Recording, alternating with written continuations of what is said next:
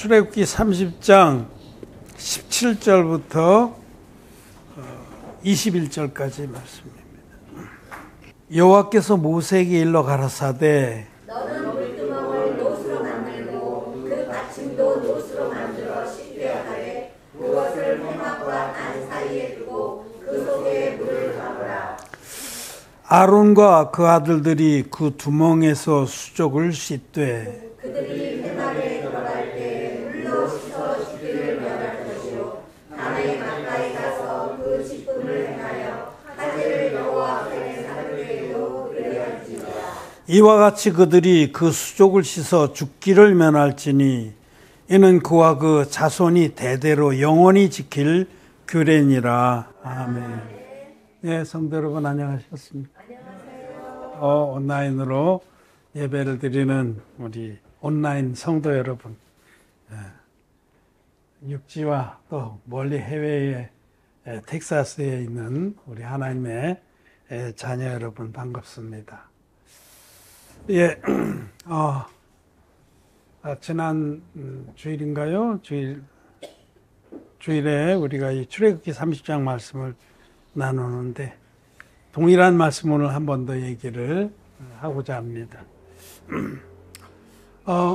성막의 모든 기구 가운데 유독 이 물두멍, 큰 대형 놋대야라고 말할 수가 있어요. 대형 놋대야만, 이 물두멍만 모양도 특정하지 않으시고 크기도 하나님께서 특정하지 않으셨어요. 모든 기구들은 아주 세미하게 다 치수가 있습니다. 그래서 성막의 그 규격을 기록한 대로 우리가 얼마든지 만들 수가 있어요. 우리 하나님이 허락하시면 우리는 이 성막을 성경대로 최대한 그렇게 한번 만들까 싶습니다. 허락하시면. 주께서 허락하시면 우리가 이 일도 하고 저 일도 하리라 하는데 이게 만들면 참 복음을 전하는데 굉장히 유익하겠다 싶어요. 왜냐하면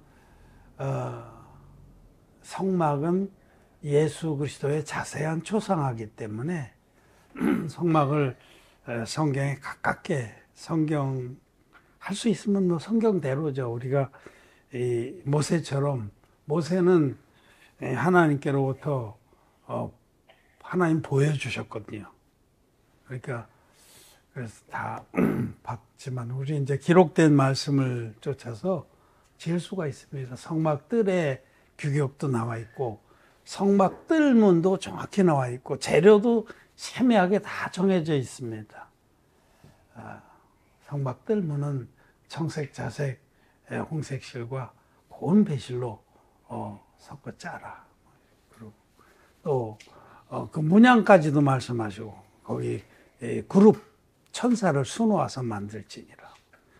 하여튼 성막의 모든 기구들은 규격이 다 있고 재료는 이게 물론 이제 이 물두멍도 재료는 이게 놋입니다. 놋. 재료는 있는데 물두멍에 대해서는 이게 동그랗게 만들라는지 네모나게 만들라는지 전혀 말씀이 없어요. 그리고 크기는 얼마나 하라든지 물을 얼마나 부을 정도를 하는지 전혀 말씀이 없어요. 아주 특이해요. 딱 이 물두멍 하나만 그렇습니다. 나머지 모든 기구들은 아주 정확하게 규격이 있어요. 번제단은 가로가 5규빗, 세로가 5규빗, 높이가 3규빗. 그리고 중간에 놋 그물을 달아요. 3규빗, 높이가 3규빗이면 135cm 되니까 어른들 같으면 속이 다 들여다 뱉죠, 맞죠? 근데 이렇게 중간에 놋 그물이 있어서 거기다 번제를 드리기가 좋죠. 공기가 잘 통하니까. 하여튼 성소 안에 있는 기구들도 다 규격이 다 있습니다. 향단은 뭐 가로로 한 규빗, 세로로 한 규빗, 높이는 뭐 한 규빗 반인가 그렇게 되고 떡상도 다 규격이 있어요. 그런데 이제 모양 근데 등대는 규격은 없어요. 등대는 그 성소에 있는 등등. 근데 그건 모양은 또 본가지에서 양쪽으로 6가지가 나서 총 7가지로 이렇게 무슨 살구꽃 형상의 잔을 달고 모양은 다 나와 있어서.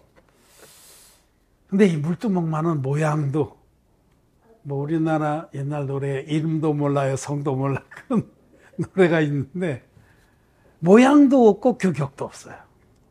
그것이 거기에 담긴 영적인 하나님의 뜻이 있습니다.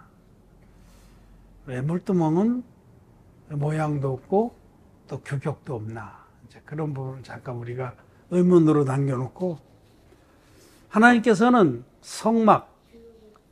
성막이라고 하면은 조립식 텐트입니다. 조립식 텐트. 그러니까 지성소와 성소를 합쳐서 성막이라고 그래요. 회막이라고도 하고.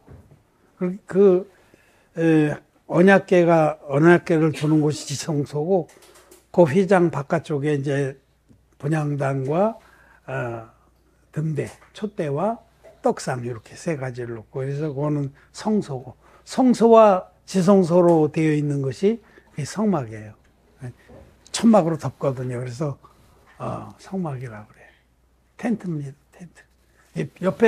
옆에 건축물의 옆에는 조립식 판넬이에요. 갖다 축축축 조립하는 거예요. 높이는 한 5m 되고, 10규빗이니까 높이는 5m 되고 쫙 가면서 한 이쪽 변으로 15m, 이쪽 변으로 15m, 뒤에는 5m 이렇게. 그런 정도 되는 우리 아담한 예배당 정도 된다고 상상하시면 딱 맞아요. 높이도 우리가 이 정도. 요렇게 요 정도. 여기다가 천막을 4겹을 덮는 거예요. 하나, 둘, 셋, 4겹. 예. 4겹을 덮어서 그 안에 이제 하나님께 예배를 드리고 그렇게 했습니다. 근데 그 성막에서 나오면 거기에 물두멍이 있어요. 성막을 둘러싸고 담장을 쭉 치는데, 우리 요런 예배당 많은 성막이 있으면 이 밖에 마당이 있습니다. 그걸 성막들이라고 그래요. 성막들은 뜰 밖에는 하얀 세마포로 담장을 쳤어요. 높이는 한 5규빗 되게 쫙 치고, 동쪽으로 문이 나 있습니다. 휘장으로 된 문이 청색, 자색, 홍색 실과 가늘게 꼰 배실로 화려하게 짠 문이 나 있는데, 이 성막 뜰문을 열고 들어가면 제일 먼저 번제단이 있어요. 번제단이 있고, 그 다음에 물두멍, 오늘 우리가 보고자 하는 물두멍이 있고, 더 나아가면 성막이 있는 거예요. 작은 텐트 집이 있는 거. 그런 구조입니다. 그래서 이 성막의 모든 그런 재료들이나 또 기구들은 하나님이 예수님을 통해서 우리를 어떻게 구원하시는지에 대한 그런 계시들로 가득 차 있어요. 한마디로 말하면 성막은 예수 그리스도의 초상화다, 이렇게 말할 수가 있습니다. 근데 예수님의 구원의 여러 가지 은혜와 역사들을 성막이 여러 가지로 표현하고 있는데, 성막들 제일 복판에 이 물두멍이라는 것이 놓여 있다는 겁니다. 근데 물두멍이 크기도 모르고 모양도 몰라. 그 물두멍은 뭐 하는 거냐면 물을 담는 겁니다. 문자 그대로 물을 담는 큰 놋대야예요. 놋으로 만들었습니다. 놋은 성경에서 저주를, 심판을 계시합니다. 그러니까 우리들이 받아야 될 모든 저주와 심판은 주님이 받으시고, 주님이 다 받으시고, 그로 말미암아 완성하신 이 물이 뭐냐? 이 물은 요한복음 3장에서 예수님이 니고데모에게 말씀하신, 사람이 물과 성령으로 나지 아니하면 아무도 하나님 나라를 볼 자가 없다 하고 말씀하신 그 물입니다. 그리고 물과 성령으로 난다라고 하셨기 때문에 거듭나는 은혜에 속한 건데, 그렇기 때문에 물은 진리의 복음을 말하는 겁니다. 물이 진리의 복음입니다. 물은 예수님의 세례에서부터 부활에 이르기까지 이 땅에 예수님이 오셔서 우리를 모든 죄에서 깨끗하게 씻어서 거룩하게 하신 그 복음을 말해요. 베드로전서 3장 21절 말씀 보겠습니다. 베드로전서 3장 21절. 물은 예수 그리스도의 부활하심으로 말미암아 이제 너희를 구원하는 편이 곧 세례라. 육체의 더러운 것을 제하여 버림이 아니요 오직 선한 양심이 하나님을 향하여 찾아가는 것이라. 아멘. 물은 예수님의 세례에서부터 부활에 이르기까지 하나님의 아들이신 예수님이 육신을 입고 이 땅에 오셔서 당신의 몸으로 드려주신 한 영원한 제사를 말해요. 그게 물입니다. 근데 이게 예수님이 당신의 몸을 제물로 삼아서 드려주신 그 한 영원한 제사는 세례에서 시작이 됐어요. 세례가 우리 구원의 표고 복음의 시작입니다. 예수님은 하나님이십니다. 성자 하나님, 영원하신 하나님, 창세 전부터 계셨던 거룩하시고 어미하신 하나님이신데 그 하나님이 이렇게 육신이 아니고 영이신 그 하나님이 아버지 하나님의 뜻을 따라서 지금부터 2000년 전에 처녀 마리아의 몸에서 육신을 입으시고 사람으로 오셨습니다. 그분이 바로 예수님이세요. 그래서 30세까지는 30살 되시기까지는 가정에서 조용하게 가정을 돌보시다가 30살이 되셨을 때 드디어 구원의 사역을 시작해요. 이 땅에 오신 목적에. 그래서 예수님은 30살 되셨을 때에 갈릴리 나사렛 마을을 떠나서 요단강으로 오십니다. 거기 요단강에는 세례 요한이라고 하는 하나님 보내신 종이 사람들에게 세례를 베풀고 있었어요. 예수님이 그 세례요한에게 다가가자 세례요한은 알아봤습니다. 왜냐하면 세례요한도 하나님의 보내심을 받은 종이기 때문에 알아보고 당황했어요. 자기가 이미 백성들에게 세례를 받으러 온 백성들에게 예수님에 대해서 알려주고 있었거든요. 너희 가운데 지금 한 분이 와 계시다. 근데 나도 아직은 그분이 누군지 모른다. 그러나 나를 보내서 물로 세례를 주라 하신 하나님께서 내가 누구 위에 세례를 베풀 때 성령이 비둘기처럼 그 위에 임하거든 그가 그인 줄 알라. 그가 바로 메시아인 줄 알라. 하나님의 아들이 육신을 입고 오신 분인 줄 알라. 함으로 진정으로 돌이킨 사람들에게 물로 세례를 주고 있었어요. 너희들 중에 한 분이 오실 건데 너희들하고 똑같은 모습으로 세례는 머리에 안술해서 물에 푹 잠궜다 일으키는 겁니다. 그게 세례예요. 침수례. 머리에 손을 얹는 것은 이거는 구약의 희생제사에서 반드시 희생제물에 안수를 하는 거. 이 안술에서 죄를 넘기는 거를 이어받은 겁니다. 그래서 그 참으로 돌이킨 백성들에게 세례요한은 물로 세례를 주면서 너희들이 받는 세례와 똑같은 형태로 앞으로 어떤 분이 오셔서 세례 받는데 그때의 성령이 비둘기처럼 그 위에 내릴 것이다. 그분이 바로 하나님의 아들이신 메시아다라고 미리 가르쳐 주면서 세례를 베풀고 있는데 예수님 그 앞에 오신 거예요.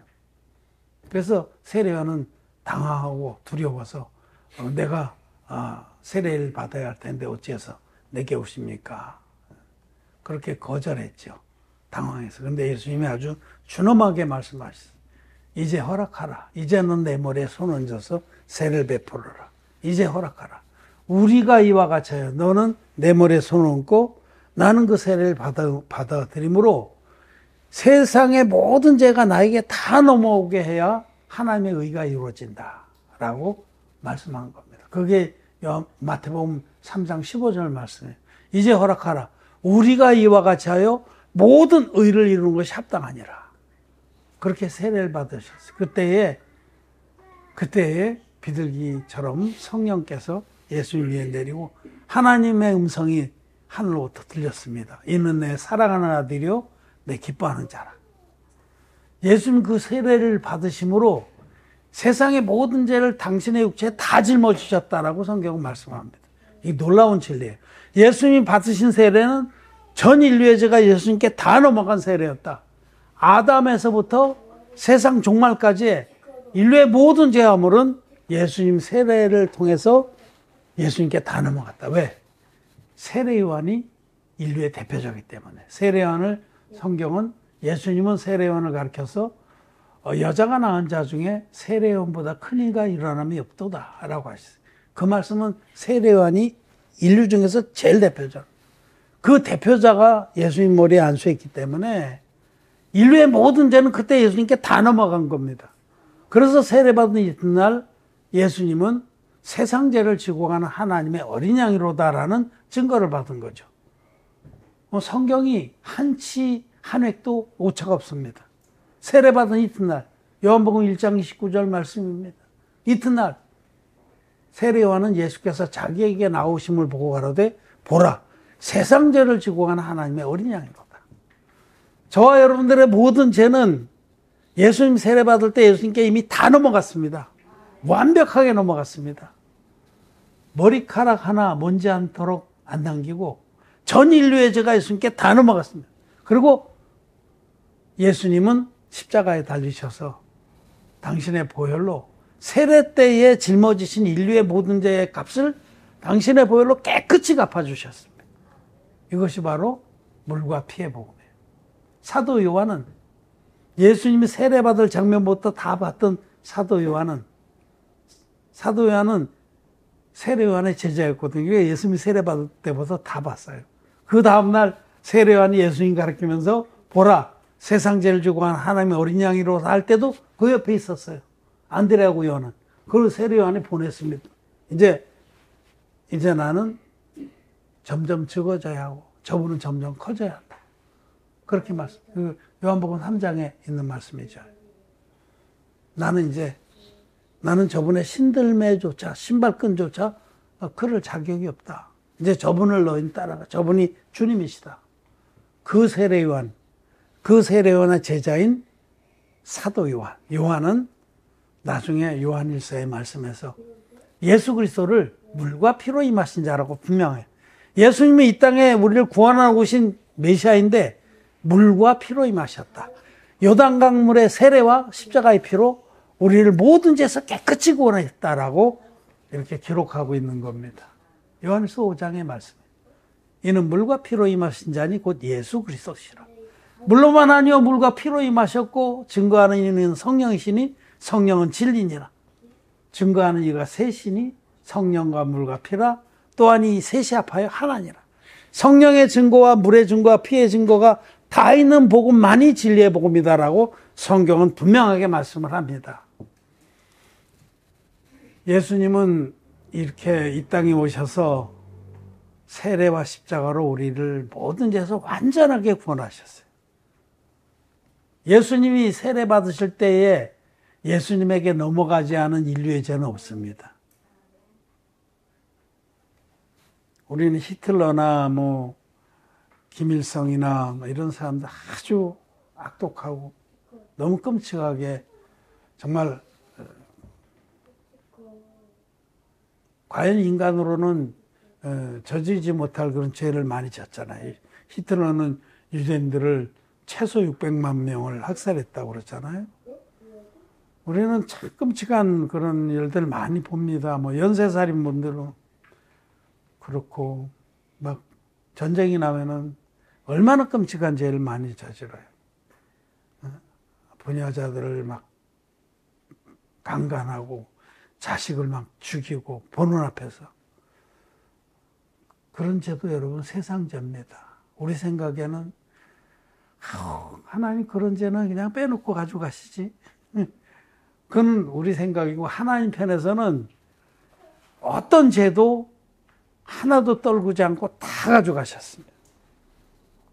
세상 죄를 짊어지시고 그 세상 죄를 위해서 주님은 자기 생명을 아낌없이 내어주셔서 모든 사람이 다 구원을 받을 수 있게 해놓은 겁니다.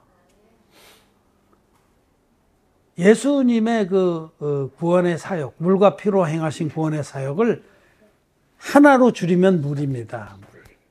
여기 베드로전 3장 21절에 물은 예수 그리스도의 부활하심으로 말미암아 이제 너희를 구원하는 편이 곧 세례라. 세례 받으신 데부터 이제 십자가에 돌아가신 것과 부활하신 것까지 이게 바로 예수님이 행하신 의로우신 행동이라고 그래요. 로마서 5장에서는 의의 한 행동이라고 그래요. 예수님은 하나님의 아들이신데 세례로 우리의 모든 죄를 짊어지시고 십자가에서 피로 깨끗이 갚아주시고 또 사흘 만에 부활하셔서 하나님 보좌 우편으로 가셨잖아요. 그래서 여기 물은 세례에서부터 부활까지 이르는 그 전체 구원의 사역 전체를 말하는 겁니다. 그리고 요한복음 3장에서 니고데모에게 예수님이 물과 성령으로 나지 아니하면 아무도 하나님 나라에 들어갈 자가 없다 할 때 그 물도 진리의 복음이에요. 진리의 복음의 핵심이 뭐냐? 예수님 세례거든요. 진리의 복음의 핵심이 세례입니다. 피는 그거는 세례의 결과입니다. 세례를 받으셨기 때문에 돌아가셔야 되는 거예요. 이 세상 죄를 짊어졌기 때문에, 나와 여러분들의 죄를 우리 주님이 당신이 육체에 짊어졌기 때문에 당연히 돌아가셔야 되는 거예요. 그건 세례의 결과가 십자가입니다. 세례가 없다면 십자가도 아무 의미가 없는 거예요.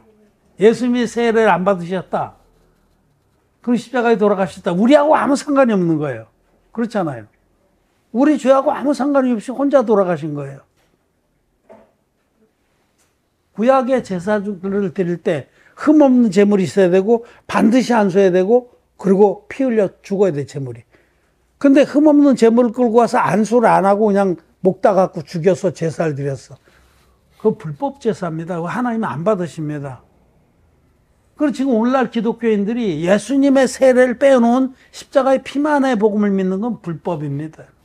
그렇기 때문에 그들은 마음에 죄사함 받지 못하고 그렇게 열심히 믿고 그렇게 오랫동안 갖다 바치고 그랬는데도 기독죄인으로 남아있는 거죠.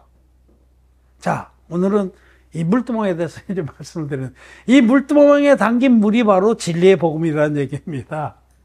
물과 피로 임하신 예수님이 완성해서 우리에게 주신 물.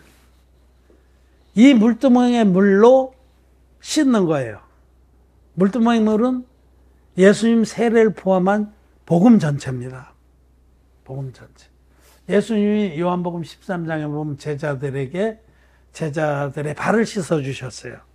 잡히시던 날 저녁에 대야에 물을 떠서다가 제자들의 발을 씻어준 것도 바로 이 말씀하고 관련이 있는 겁니다. 출애굽기 30장에 물두멍의 물로 제사장들은 성막에 들어가 섬길 때에 성막에 들어가는 때에도 물두멍을 지나게 돼 있거든요. 거기 가면서 반드시 물을 떠서 거기서 손발을 씻고 성막에 들어가고, 성막에서 나와서 번제단으로 가든지 집으로 가든지 나오면 또 바로 물두멍이에요. 그 가운데 복판에 있기 때문에. 그럼 지나면서 반드시 그 물두멍의 물로 손발을 씻었어요. 이것은 우리 모든 하나님의 자녀들이, 믿음으로 거듭난 의인들이 그 삶의 중심에 진리의 복음이 있어야 된다는 겁니다.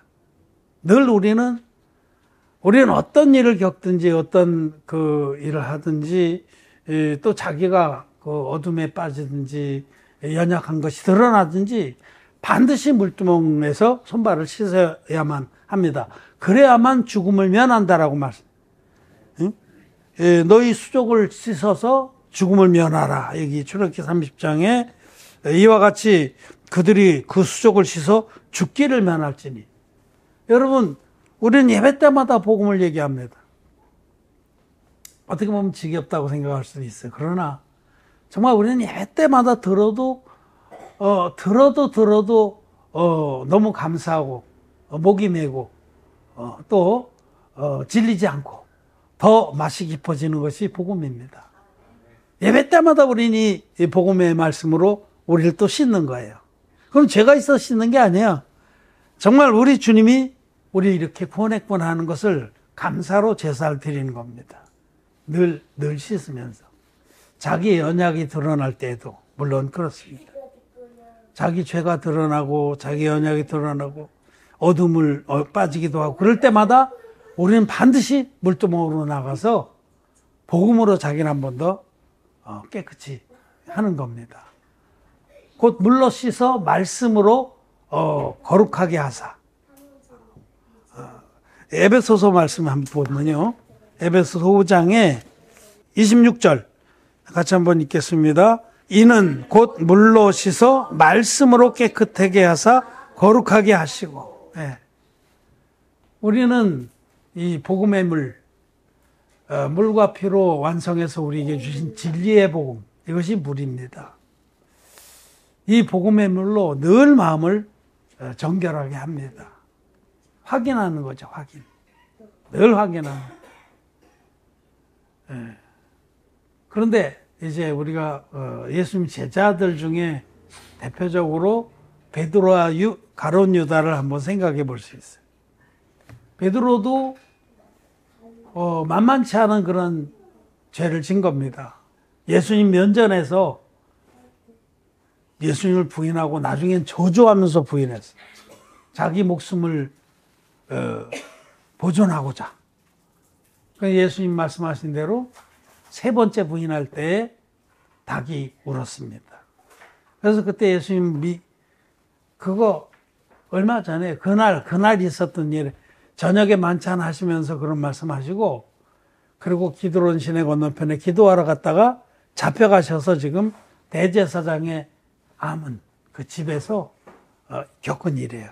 그 베드로가 몇 시간 전에 있었던 일이니까 기억한 거죠.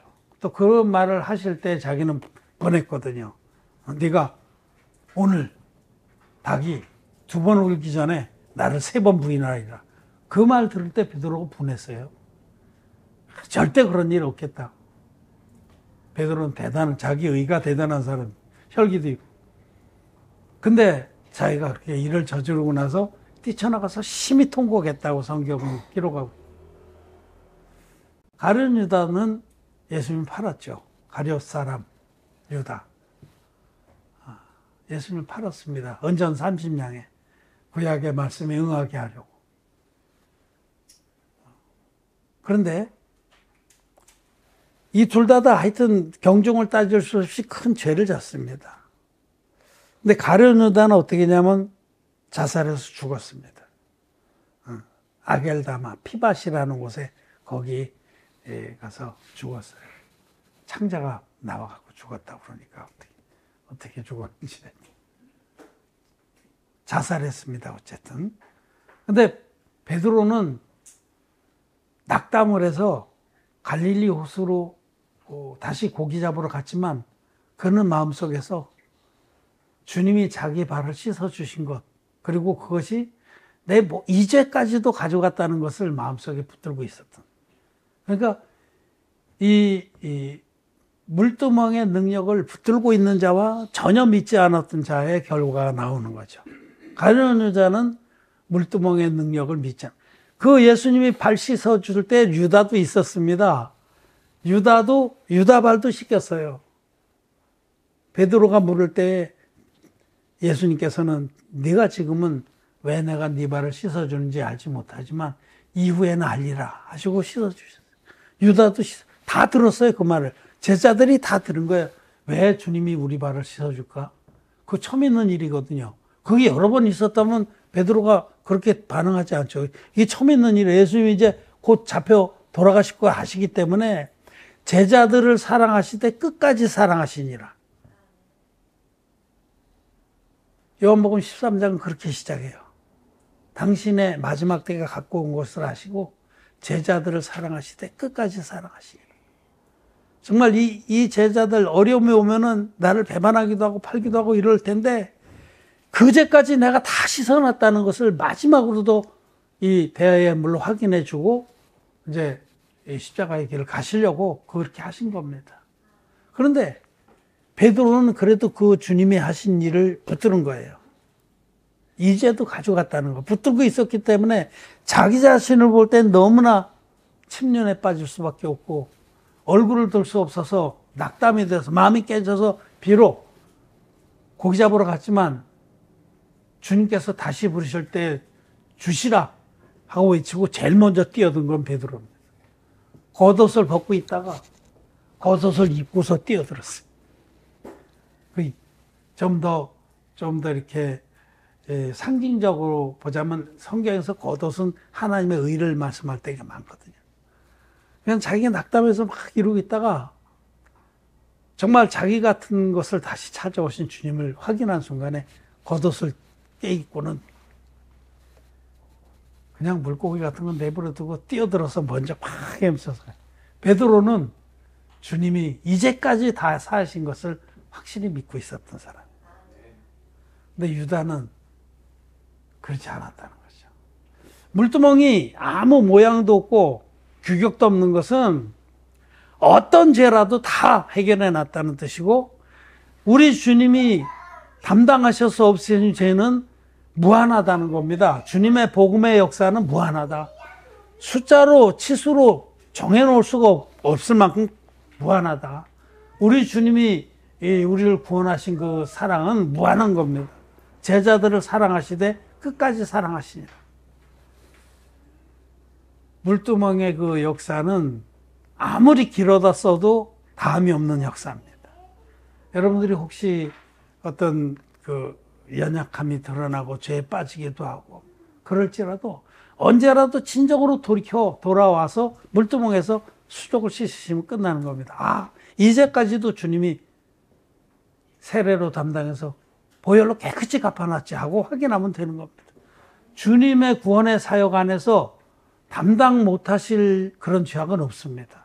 아까 말씀드린 것, 히틀러의 죄도 그가 돌이켜서 복음을 믿지 않아서 지옥 간 거지, 히틀러의 죄도 이미 주님이 다 담당한 세상죄 안에 있는 겁니다.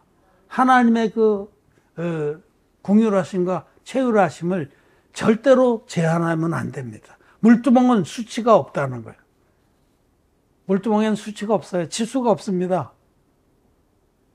하나님의 구원하심은 이렇게 놀랍다라는 것을 우리는 아시고, 베드로와 가룟 유다의 차이는 뭐냐? 우리 주님이 물과 피로 우리의 죄를 없애주신 그 능력의 사역을 믿느냐? 아니면 제한적으로 어떤 사람도 그래요. 자살한 죄는 용서를 못 받는다. 기독교의 교리로도 있어요, 그게. 그렇지 않습니다. 자살하는 사람은 오죽하면 자살하겠어. 그렇지 않아요. 오죽하면 자기 목숨 끊겠어. 자살한 것도 세상죄입니다. 자기가 정말 너무 힘들고 견딜 수 없어서, 또 어떤 때 너무 수치스러워서 그런 일 수치스러운 일 당하고 이래가지고 뛰어내려서 죽는 이 청소년들도 많잖아요. 여자애들 예? 그거 죄도 세상죄입니다. 자살한 죄는 지옥 가는 죄, 그렇죠. 지옥 가는 죄는 이 진리의 복음을 안 믿는 죄가 지옥 가는 죄. 이 진리의 복음을 안 믿는 죄가, 물두멍을 발로 걷어차고 물두멍에 물을 다 쏟아버리는 죄가 지옥 가는 죄지. 그렇습니다. 우리는 이와 같이 놀라운 하나님의 한량없는, 우리를 사랑하실 때 끝까지 사랑하시는 그 사랑의 은혜를 입은 자들로서 감사하면서 우리가 이 물두멍의 물로 진리의 복음으로 언제든지 수족을 씻는 그런 삶을 사는 한 우리는 결코 유다같이 될 수 없습니다. 우리는 천국의 생명록 책에 이름을 기록한 자들이고,